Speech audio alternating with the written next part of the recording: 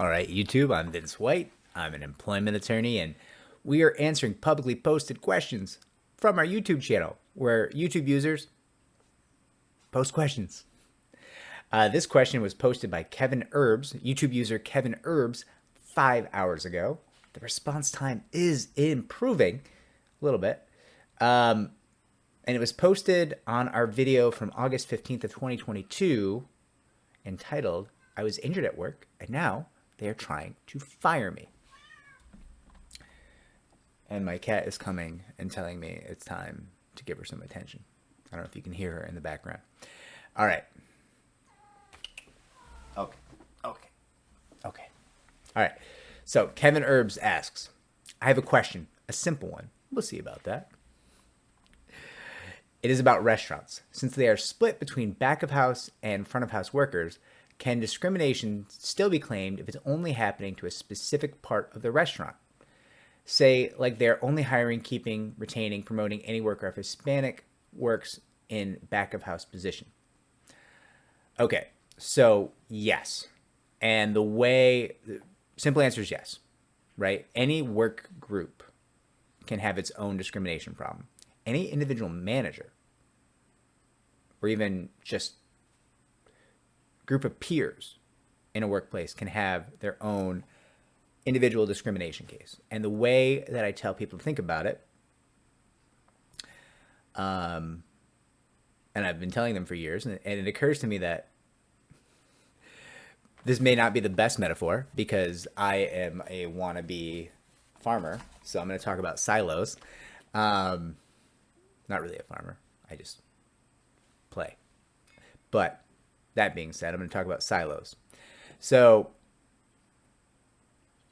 the way I want you to think about it is if you have a silo up and down in a company, you're at the bottom of the silo. You're the worker, hypothetically, in this metaphor. Everyone above you, your direct report, the manager above that, the VP, the CEO, everybody up the directors, everybody up the chain of command from you. Any of those people could commit an act of discrimination, have a discriminatory animus, have a preference for a certain protected class or against a certain protected class, could engage in sexual harassment, right? Could have a quid pro quo situation where they favor individuals who gratify them sexually or flirt with them or any of these things, right? Anyone in your silo could do those things.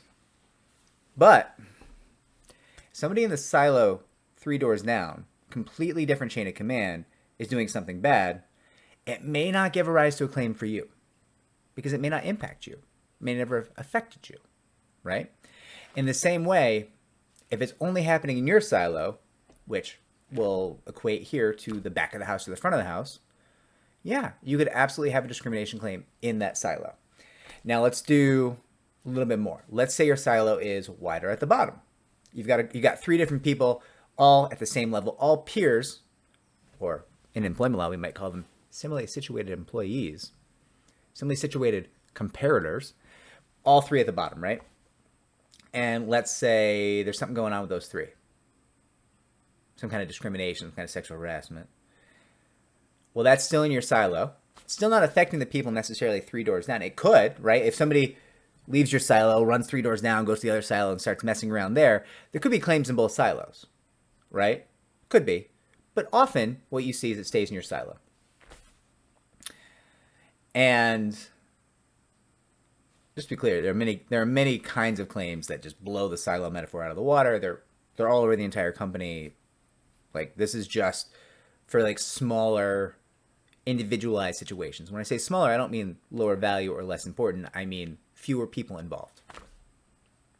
So you got these 3 peers, all coworkers, at the bottom of the silo. They're working. Discrimination happens. And then everyone in the silo on the way up either learns about it or doesn't learn about it, right? The CEO probably doesn't hear about it. There's a good chance the CEO doesn't hear. But certainly the direct report probably knows all about it. And somewhere up the silo is where the buck stops. Those are the people that stop hearing about it above that point. So let's say it just gets to the manager level. Your direct report and your manager. They both hear about it. They now have affirmative duties to do things. Investigate, keep people safe. There's a variety of affirmative duties they have. In that silo, they could live up to their duties or fail to live up to their duties. But it's still in the silo. So here, you have back of house, front of house, two separate silos. And hopefully we all know what a silo is. A silo is a tall, like a tall tower-like structure that stores grain. The point of it is, in this metaphor, is that you're isolated. It's an up and down structure with a chain of command inside of it. And, you know, things aren't really getting over to the other parts of the company here. Okay? So if there's a back of the house preference in your restaurant, in your employer, and they only want to hire employees of Hispanic, Latin heritage. And if you're something else, anything else, and you try to get a job in the back of the house, and they're like, nope, you're not Latin, you can't work here. That is discrimination. And the fact that they say, well, but you can work front of house, because we don't care if non-Latins work in the front of the house, you know, wait staff, bus people, bartenders, whatever it is. We don't care about that. You can go work there. There is a discrimination case, but it's a bit of a murky one, because what they're going to argue is, depending on the job you were going for in the back of the house, like if you're going for a dishwasher job in back of house, there's a good chance your front of house job might pay better if it's tipped. Now, if you're a line cook or a skilled, like a prep cook, sous chef, cook, if people, you know, when you walk in your kitchen, everybody stops and says, yes, chef, well, there's a good chance you're earning a lot more than the average wait person. So you could really look at that and say, okay, there's some details here about the negative workplace consequence, right? Have you lost money? Is it your passion to be a chef, and they're barring you from that because you're not of the correct heritage, national origin, or race, right? That would absolutely be a claim. If you're just like, hey, I just want to be a dishwasher, and they won't let me be a dishwasher because I'm not of the correct race, but they gave me a more lucrative job in the front of the house, do you have a claim? Yes, maybe. You do need a negative workplace consequence. It has to harm you in some way, right? You would have to say, I desperately wanted to be a dishwasher. Unlikely. You'd have to say, I'm losing money somehow, right? Like, these are the things that could